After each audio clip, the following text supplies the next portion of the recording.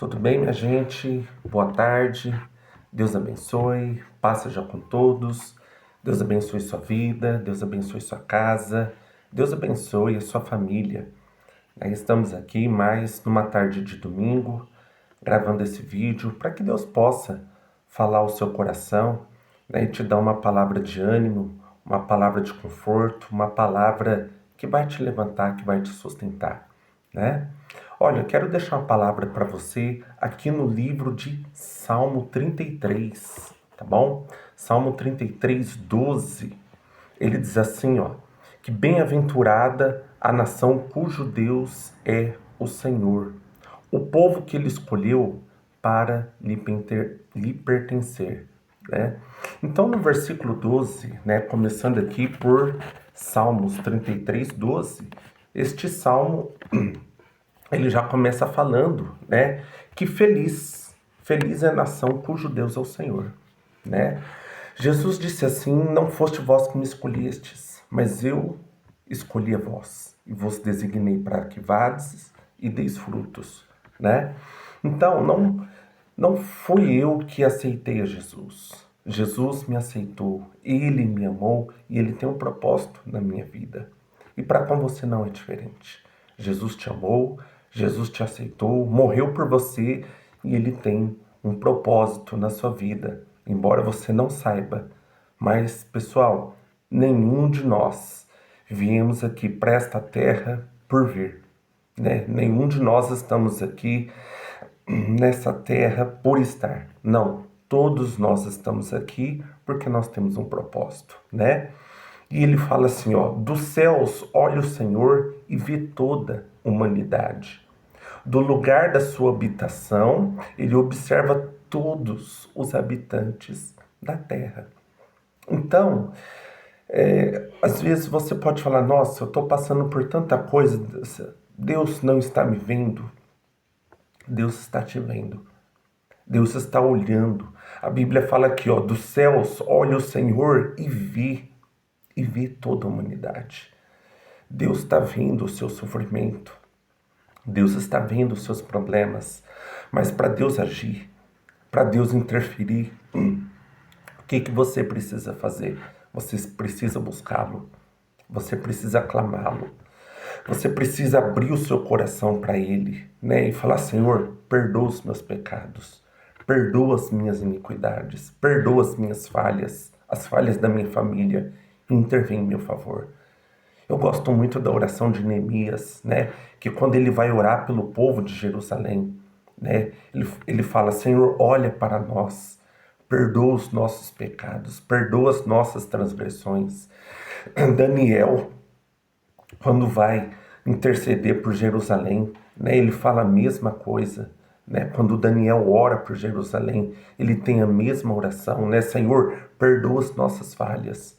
Nós temos pecado contra ti, perdoa as nossas transgressões.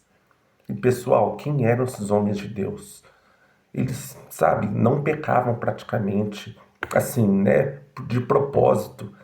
Eles eram homens extremamente pecadores, sim, mas consagrados, santos. Mas a gente vê a humildade, né? Como eles chamam a responsabilidade do povo para si. É isso que você precisa. Chamar a responsabilidade das pessoas para sua vida, né? Chamar, falar, Senhor, perdoa os meus pecados, os pecados da minha esposa, dos meus familiares, dos meus filhos, perdoa os nossos pecados. E quando você confessa os pecados, Deus pode intervir na sua vida, né? E aí ele continua aqui, ó, no versículo 15. Ele que forma o coração de todos, que conhece tudo o que fazem. Então, olha só, Deus formou seu coração, Ele conhece, Ele sabe tudo o que tem dentro, né? Nenhum rei se salva pelo tamanho do seu exército, nenhum guerreiro escapa pela sua grande força. Você pode sim ter as suas qualidades, a sua inteligência, né? A sua capacidade grande. Mas muitas vezes, pessoal, nossa capacidade, a nossa grandeza, nosso poder econômico, nosso poder de força, de inteligência, não vai poder nos salvar de crises que virão sobre nós. Não vai poder nos salvar de problemas que surgirão sobre nós. Nós vamos ter problemas? Claro que nós vamos ter. Jesus disse assim: no mundo tereis aflições, mas qual é o segredo? Tenha bom ânimo. Eu venci o mundo. Então, é ter bom ânimo, é confiar no Senhor, é confiar na sua palavra, né? Porque ele venceu o mundo. E aí, ele continua aqui, né? Nenhum guerreiro escapa pela sua grande força. O cavalo é vã esperança de vitória. Apesar de sua grande força, é incapaz de salvar. Porque os cavalos, antigamente, né, eram usados na guerra. Hoje a gente tem ali a cavalaria, mas uma guarda municipal, vamos falar assim, de algo de menor porte, né? É, mas assim, em guerras, em grandes guerras, se usam armamentos mais pesados. Mas em guerras assim urbanas, pequenas, ainda se usam cavalos, né? Ali o própria guarda municipal ou algumas guardas estaduais ainda utilizam cavalos, né? Mas olha, o cavalo é vã esperança de vitória, apesar da sua grande força, né? Porque o cavalo é valente, vai para cima, levando ali o cavaleiro, o soldado, mas é incapaz de salvar. Então, pessoal, né, nosso poder econômico, nosso poder de inteligência, de sabedoria, muitas vezes não vai ser capaz de nos salvar de determinadas situações. Por isso que eu preciso do quê? Da intervenção divina. Eu preciso da palavra de Deus. Se é problema na família, eu preciso orar. Pedir para que Deus intervenha e guarde minha família, repreenda o mal e abençoe minha família. Problema de saúde, muitas vezes você pode ter um excelente convênio médico e deve ter, né? E deve pagar sim bons médicos. Mas e se é uma doença que a medicina não pode curar? Eu quero dizer para você que você tem um Deus que pode intervir e ele pode te curar, né? E aí no versículo 18 ele diz assim: os olhos do Senhor, olha só que interessante, os olhos do Senhor voltam-se para aqueles que o temem, para aqueles que firmam a esperança no seu amor leal. Pessoal, olha que coisa extraordinária. Para mim, isso aqui, para mim, é algo extraordinário. Os olhos do Senhor voltam-se para aqueles que o temem. Então, se você tem um temor do Senhor, o que é temor, gente? É respeito, é reverência. E temor é ter medo, sim. Medo de pecar, medo de desagradar o coração de Deus, medo de desapontar a Deus, medo de chatear a Deus. Temor também é isso, é ter medo. Medo, sabe, do pecado te separar de Deus. É um medo necessário. É um medo, né, que impõe limites. É um medo preciso. Eu preciso ter medo de me separar de Deus. Eu preciso ter medo de pecar. Não é aquele pecado que eu falo assim, que a gente muitas vezes comete sem querer. Porque a Bíblia diz assim, pessoal, se alguém afirma que não tem pecado, é mentiroso, né? Faz de Deus um mentiroso. Então, a Bíblia diz que todos nós somos pecadores, mas existe a diferença, né? De eu escolher pecar, um pecado consciente, não, eu quero fazer, eu quero errar, e aquele pecado que vamos falar assim, ele é sem querer, né? O pecado que ele é sem querer, que é uma falha minha, isso vai acontecer o resto da vida. Por isso que eu tenho que pedir perdão. Mas o pecado, né, que eu escolho, que eu posso escolher, isso eu devo evitar. Para quê? A Bíblia diz assim: sem santificação ninguém verá ao Senhor. Segue a paz e a santificação, sem a qual ninguém verá ao Senhor. Então, sem santidade, ninguém pode ver a Deus. E se eu não tiver uma vida santa, se eu não tiver uma vida separada, se eu não tiver uma vida de escolha, agradar o mundo ou agradar a Deus, Deus não pode intervir em meu favor. Deus pode intervir a partir do momento que eu falar: Deus, eu escolho te servir. Eu escolho que o Senhor entre na minha vida e me ajude a vencer essa guerra, né? E aí Deus nos ajuda a vencer as batalhas da vida. E aí ele fala aqui, ó, né? Os olhos do Senhor voltam-se para aqueles que o temem, para aqueles que firmam a esperança no seu amor leal. Aonde está firmada a sua esperança? Na sua economia? No seu dinheiro? No seu cargo? Né? Na sua vida profissional? Nos seus negócios? Aonde está firmado a sua esperança? Né? Na sua capacidade? No seu entendimento? Não, gente. Embora tudo isso seja preciso para a nossa sobrevivência, embora tudo isso seja necessário, mas mesmo assim tem algo acima de nós. Tem algo maior do que nós. E esse algo maior é que a gente deve depositar a nossa esperança. Esse algo acima de nós é que nós devemos depositar a nossa esperança, né? E devemos firmar a sua esperança no Senhor, no seu amor leal, na palavra dele, né? E aqui diz no versículo 19, a fim de livrá-los da morte e garantir-lhes vida, mesmo em tempo de fome. Então, Deus vai livrar da morte o quê? Deus vai livrar o seu casamento da morte. Deus não vai deixar o seu casamento morrer. Livrá-los da morte. Deus vai livrar os seus filhos da morte. Morte espiritual, né? Seus filhos não podem ir para o mundo. Eles têm que estar dentro da igreja, louvando a Deus, glorificando a Deus. Se os seus filhos gostam da vida do mundo, está errado. Ore por eles.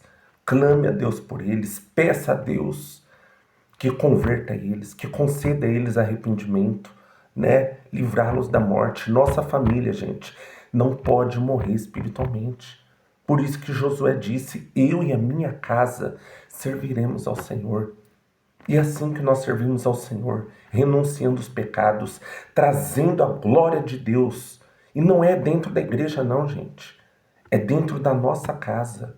Porque na igreja nós vamos para alimentar nossa fé, para buscar mais fé. Em casa, no trabalho, né? A gente vai na igreja para edificar nossa fé, que é necessário. Mas em casa, no trabalho, a gente manifesta a nossa fé. É diferente, né? Então nós vamos para a igreja para quê? Para estarmos ali no corpo de Cristo, para edificar nossa fé, alimentar nossa fé. Só que em casa, no trabalho, devemos o quê? Manifestar a nossa fé. E não é com uma vida de erro, de aparência e de pecado, não. É com uma vida de santidade, com uma vida consagrada, uma vida separada, uma vida em que no meu coração eu escolho a Deus e não as coisas do mundo. Então, né, a fim de livrá-los da morte, nossa vida espiritual não pode estar morta. Nossa família não pode estar morta, escolhendo o mundo, né? Nós não podemos permitir a morte espiritual na nossa família, no nosso casamento, não. Você tem que estar na igreja, seus filhos têm que estar na igreja, sua esposa tem que estar na igreja, né? E transformados pela palavra, e convertidos, e mudados, porque sem santificação ninguém virá a Deus. Eu preciso me separar do mundo, eu preciso de santidade, eu não posso ser morno, eu tenho que ser frio, ou tenho que ser quente. E a partir do momento que eu escolho Deus, Ele intervém em meu favor. E eu quero, em nome de Jesus, eu desejo nessa tarde que Deus venha intervir ao seu favor. Porque nessa tarde você está escolhendo ouvir a palavra de Deus. E aqui, no versículo 19, né? Mesmo para e garantir-lhes a vida, mesmo em tempos de fome. Então, olha só, Deus vai te dar vida em tempos de fome, né? Você não vai ficar em crise, você não vai ficar passando necessidade, você não vai ter nem aquela vida de perrengue, não. Deus vai te sustentar, Deus vai te ajudar, Deus vai te abençoar, tá bom? E aí no versículo 20, a nossa esperança está no Senhor. Ele é o nosso auxílio e o nosso escudo.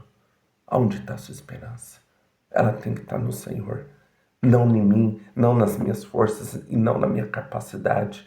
Ela tem que estar no Senhor. E olha, Ele é o nosso auxílio, o nosso escudo. Gente, para que serve o escudo? Para se proteger nas guerras. A nossa vida do dia a dia São guerras, são batalhas. Mas a gente só trava com uma vida de renúncia do pecado. Se eu não renunciar ao pecado na minha vida não vai mudar. Minha vida vai continuar indo por água abaixo. Se eu quero uma mudança de fato na minha vida, eu tenho que me arrepender dos meus pecados, sabe? Eu tenho que confessar Jesus como meu único suficiente Salvador, me converter, ter uma vida transformada e aí sim, Deus vai intervir na minha vida e vai fazer o milagre que eu preciso. E vai transformar não só o meu coração, mas tudo que está à minha volta, né? E ele fala aqui, ó, nele se alegra o nosso coração. Então, a minha alegria não pode estar nas coisas, né? Em bens materiais. É gostoso? Claro que é bom, gente. Mas a nossa alegria sincera e verdadeira, eu não posso viver só de aparência. Minha alegria tem que estar no Senhor, né? Nele se alegra o nosso coração. Nele quem? No Senhor. À medida que eu oro, à medida que eu tenho uma vida, né? Uma vida intensa com Deus, à medida que eu tenho uma vida de oração. Se você não tem vida de oração, você tem que ter. Separar alguns minutos para Deus todos os dias. Para orar, para ler a Bíblia. Né? Ore todos os dias, leia a Bíblia. Sabe? Não precisa ler a Bíblia, né? Inteira não. Medita ali num versículo todo dia. Ou para aqueles que gostam mais de ler, num capítulo, num Salmos, num Provérbios. Mas leia a Bíblia. Tá bom? É importante, é interessante.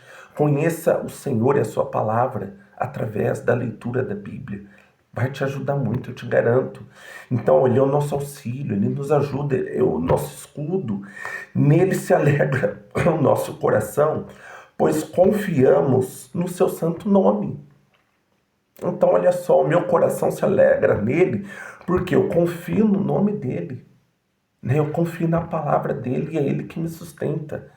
E termina aqui, esteja sobre nós o teu amor leal. Quer dizer, esteja sobre nós, né? Esteja sobre nós o teu amor leal.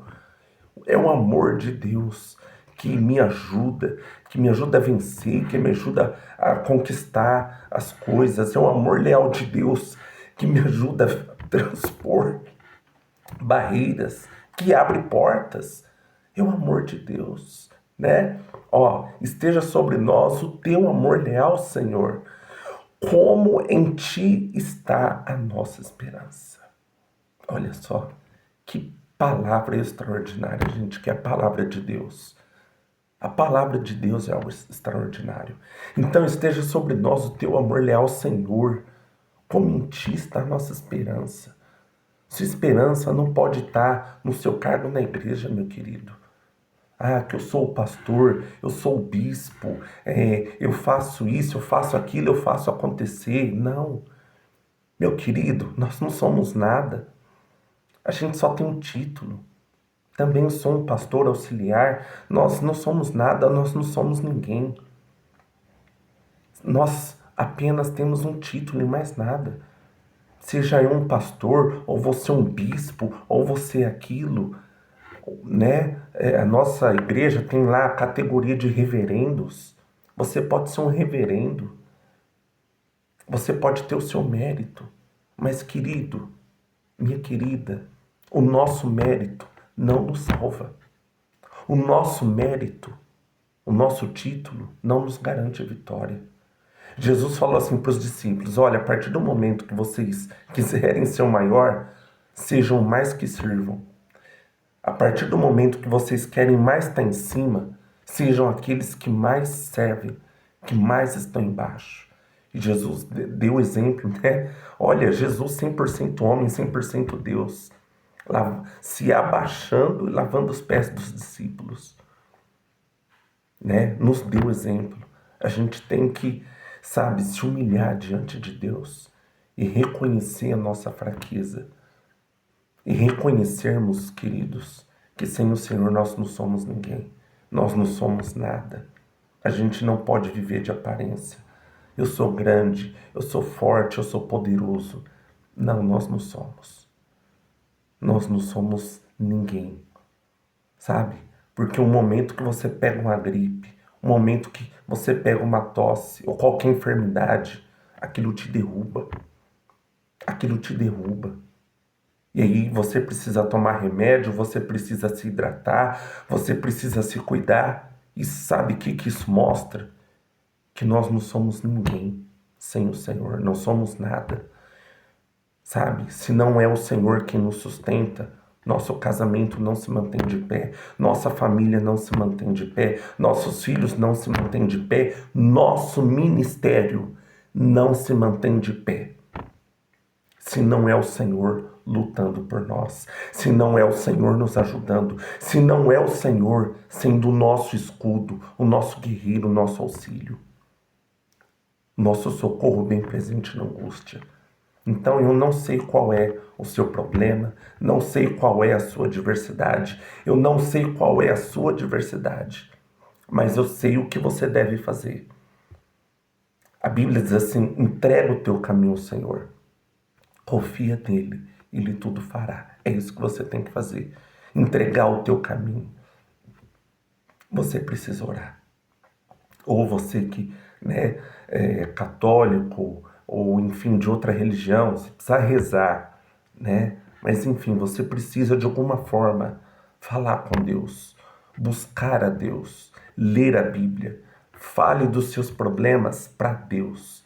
William, eu não sei orar. Jesus falou assim, então vou te ensinar. Jesus falou assim, quando você for orar, entra no seu aposento, num lugar ali, quietinho, sem ninguém que te veja, e fala, conversa com teu pai em secreto. E ele que te vê em secreto, ele vai te recompensar. Então é você falar com Deus. É você, sabe, pegar tudo que está aqui dentro e rasgar e lançar diante de Deus. A Bíblia diz assim, lançando sobre ele toda a vossa ansiedade, porque ele tem cuidado de vós.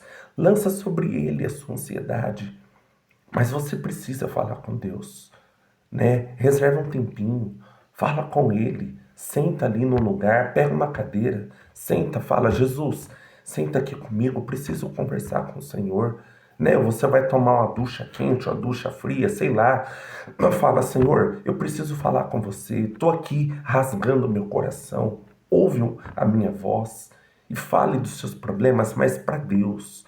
Não fale para os outros, fale para Deus. E Deus que vem em secreto, ele vai te ajudar, ele vai te atender, ele vai te recompensar, tá bom? Porque, quando a nossa esperança está no Senhor, Deus não nos desampara. Ele nos responde e ele nos abençoa, tá bom? Quero orar por você, quero abençoar a sua vida. Pai, em nome de Jesus, eu quero abençoar essas pessoas que estão comigo, Senhor, nas redes sociais, no YouTube, aquelas que estão no TikTok, no Insta, no Face. Senhor, todas as pessoas que estão comigo, Senhor, nas redes sociais. Abençoe a vida delas no WhatsApp. Senhor, aonde essa mensagem chegar, que o Senhor possa curar o casamento dela, que o Senhor possa curar a vida dela, que o Senhor possa curar a família dela, que o Senhor possa curar a mente dela de preocupações, que o Senhor possa curar o coração dela das enfermidades, enfermidades da alma. Senhor, que o Senhor possa curar a alma dela das dores emocionais que incomodam, das dores do passado. Senhor, venha curar esses traumas. Senhor, venha abençoar cada pessoa que está me ouvindo e que a confiança dessa pessoa esteja no Senhor. Deus, traga a cura, traga a libertação, traga a sua bênção para cada um que está me ouvindo nessa tarde. É o que eu te peço e te agradeço. Em nome de Jesus. Amém e amém. Meu querido, uma ótima tarde para você, tá bom? Deus te abençoe grandemente, a sua família, sua vida e a sua casa, tá bom? Um beijo no seu coração, um abração para você, um excelente final de semana e que Deus te abençoe em nome de Jesus.